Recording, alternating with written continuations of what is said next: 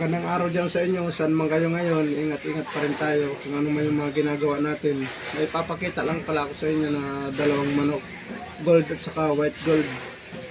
Ito ay ready natin, ilalaban pala to sa A8 itong March. Pero bago yan, hingi lang sana ako ng kunting pabor sa inyo. Pakisubscribe naman po at paki-like, share, comment para kung sakaling may bago tayong upload, updated kayo lagi. Kaya kung interesado ka, let's go! Ito yung ready na manok natin, ah. White gold.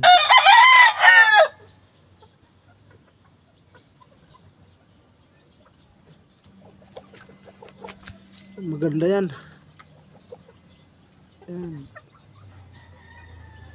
Yan ay Kelso Sweater. Yan. Kelso Sweater yan, mga Cattle Brothers. Yan. Bali dalawa yan, nandito yung isa. Kaganda ng ating riding manok. Yan. Kabig. Kabig yan, ah.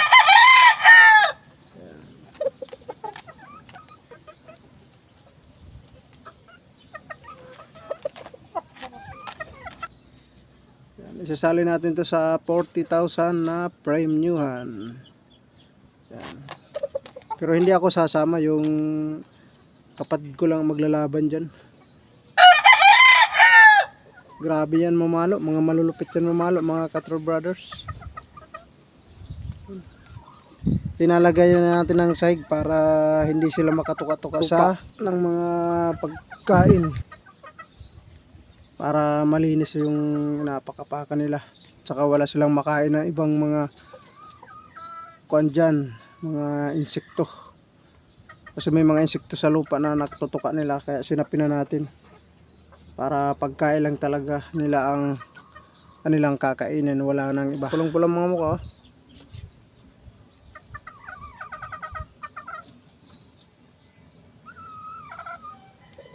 Yan.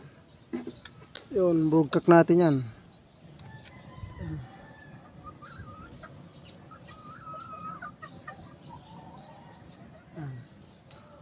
2 times winner na yan, mga Cattle Brothers, na ating broodcock.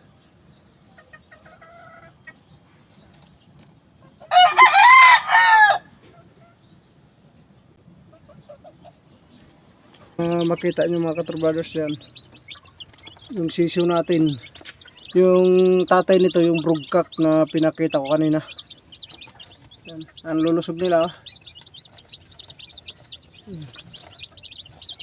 Ganda.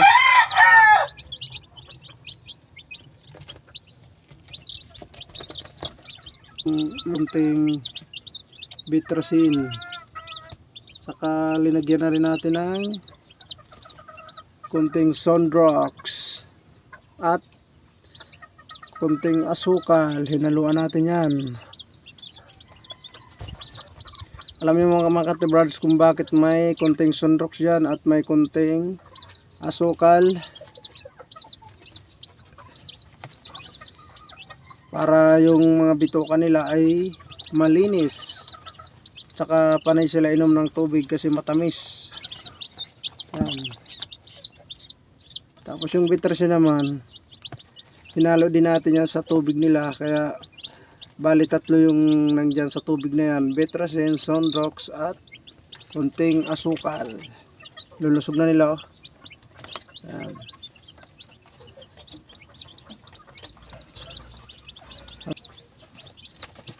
Yan. Yun na nilalaban ng utol ko sa A8, yung white gold at saka gold.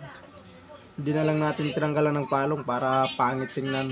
Talagang malulupit mamalo yun, dahil mga galing farm yun ng mga manok na yun. Yung dalawang pula na pinakita ko sa inyo nung nakaraan, sa March 22 pa na ilalaban yun ni utol. Talagang may pupustahan niya talaga. Kaya update ko na lang kayo pag sakaling ano man yung resulta ng laban na yun. Yeah. Mag shoutout pala tayo kay Carlito. Shoutout sa'yo dyan, boss Carlito. Jobert Asaris Morada, shoutout sa'yo dyan. Kay Bong Pamo, shoutout sa'yo dyan, boss. Kay Paulo Torres. Shoutout sa iyo dyan, boss. Thank you so much sa suporta nyo. Buhay Contraction. Shoutout sa iyo dyan, boss. Salamat sa mga suporta nyo. Salamat sa mga pag-subscribe ng aking channel. Salamat sa pagtiwala at saka sa mga comment nyo na lagi kong nababasa at nire-replyan ko padandahan. Pag wala tayong ginagawa, yun, tinitingnan ko talaga yung mga comment kung may mga nagko-comment sa akin para mabilis natin sila ma-replyan, at saka yung mga humihingi sa atin ng tulong kung paano yung pagkukondisyon ng manok ay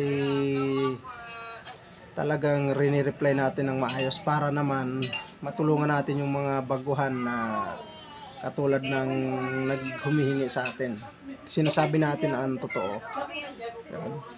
Kaya kung ano man yung comment nyo na sasabihin nyo sa atin na ganito na pwede ako makatulong, ay sinasabi natin yan para naman kahit paano, kahit sa kunting tips na lang ang maibibigay natin, dahil napakarami ngayon ng mga magagaling mag-ready ng manok sa pagkain, sa gamot, sa turok. Talagang dyan talaga mga magagaling sila. Kaya inaalam natin, at saka yung alam natin ay sinishare din natin sa mga humingi sa atin ng tulong na pagkukondisyon ng mga manok. Kaya sana pabutihin nyo ang pag-ready nyo ng manok at saka pakainin nyo ng mga masasarap ng pagkain para naman masayahan kayo sa mga palo, lalo na kung linaanan nyo ng oras at saka time at tama na pagsusubo ng gamot sa mga alaga nyong manok. At saka yung 14 days na conditioning, pwede na rin yan kaysa 7 days na pagkukondisyon, dahil nabigyan mo sila ng mahaba na oras at saka na-feeding mo talaga sila ng maayos. Basta ang pagpapainom ng gamot, wag araw-araw, kailangan may pagitan. Kasi masama rin pag sumubra tayo sa pagpapainom sa kanila ng gamot. Kaya hanggang dito na lang muna tayo. Salamat sa inyo suporta. Thank you so much sa inyong lahat dyan. See you next time.